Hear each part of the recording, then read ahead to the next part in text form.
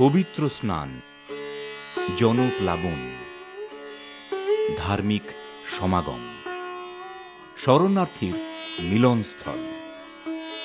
এটি ভারতবর্ষের দ্বিতীয় বৃহত্তম ধার্মিক মেলা। প্রথমটা হল কুম্ভ মেলা। গঙ্গাসাগরের এই মেলা পৌষ মাসের একেবারে শেষ দিন অর্থাৎ পবিত্র মকর সংক্রান্তিতে অনুষ্ঠিত হয়। এই পুণ্য দিনটিতে মানুষ কপিল মুনির আশ্রম নিকটস্থ গঙ্গাসাগরের জলে স্নান করে নিজেকে পবিত্র করেন এবং পুণ্য লাভ করেন। সাগরদ্বীপের দক্ষিণে একেবারে শেষ প্রান্তে এই মেলা অবস্থিত। এটি দক্ষিণ ২৪ পরগনা জেলার কাকদ্বীপ সাব ডিভিশনের অন্তর্গত। দেশ বিদেশের বিভিন্ন প্রান্ত থেকে গঙ্গাসাগরের মেলায় আসতে হলে কলকাতার ট্রানজিট ক্যাম্পে। এই ট্রানজিট ক্যাম্পটি গঠিত হয় কলকাতার বাবুঘাটের আউটট্রাম ঘাটে। সাধারণত ২ সপ্তাহের জন্য থাকে এই শিবির। বিভিন্ন জাতির মানুষ ও নাগা সন্ন্যাসীরা এই শিবিরে জমায়েত হন।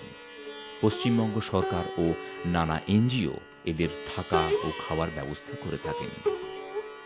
গরিবদের চাদর, কম্বল, কাপড় ও বস্ত্রাদি দান করা হয়ে থাকে।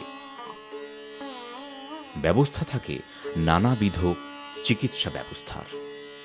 গঙ্গাসাগর যাওয়ার আগের ২ সপ্তাহ ধরে এই ট্রানজিট ক্যাম্পে চলে নানা ধার্মিক আলোচনা, সভা ও সমিতি। কলকাতার এই ট্রানজিট ক্যাম্পটি হল একটি মোটিভেশনাল ক্যাম্প। গঙ্গাসাগর মেলাতে যাওয়ার জন্য ২ রকমের ব্যবস্থা আছে, রেলপথ ও সড়ক পথ।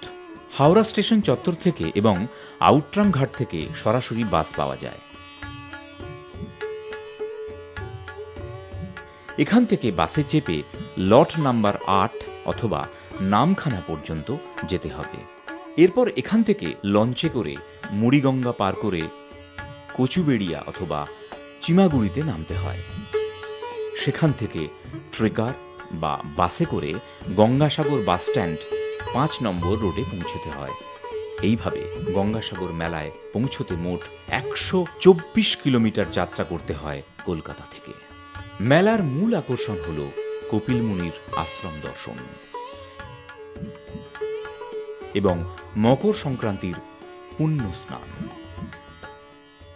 অসংখ্য পুণ্যার্থীর সুবিধার্থে প্রশাসনের তরফ থেকে নজরদারির জন্য এই ওয়াচ টাওয়ার, বাঁশের ব্যারিকেড ও গেটের ব্যবস্থা থাকে, যাতে শরণার্থীরা সুষ্ঠুভাবে মন্দির প্রাঙ্গণে এসে দর্শন করতে পারে। বিভিন্ন স্থানে ছড়িয়ে আছে পুলিশ ও স্বেচ্ছাসেবক। এতে পুণ্যার্থীদের কোনো রকম অসুবিধার সম্মুখীন হতে হয় না। NGO medical group.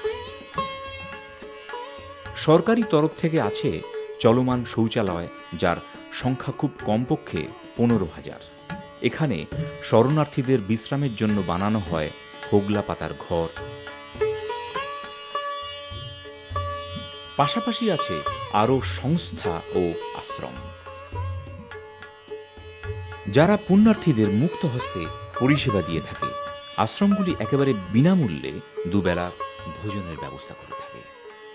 মেলা চলাকালীন হরেক রকম জিনিসের দোকান দেখা যায়, সেটাও বেশ জাঁকজমকপূর্ণ। পুণ্যার্থীরা মেলায় ঘুরে তাদের ভালো লাগার জিনিসগুলো কেনাকাটা করে। মহাদেব শিব, যার এক শ্রেণীর ভক্ত নাগা সন্ন্যাসী। এই নাগা সন্ন্যাসীরা হলেন গুরু শঙ্করাচার্যের উত্তরাধিকারী।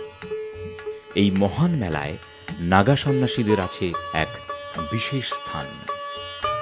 মেলার দিনগুলিতে এই নাগা সন্ন্যাসীরা কপিল মুনির আশ্রমের পাশাপাশি ঘরগুলিতে এসে থাকেন এবং ভক্তদের আশীর্বাদ দেন।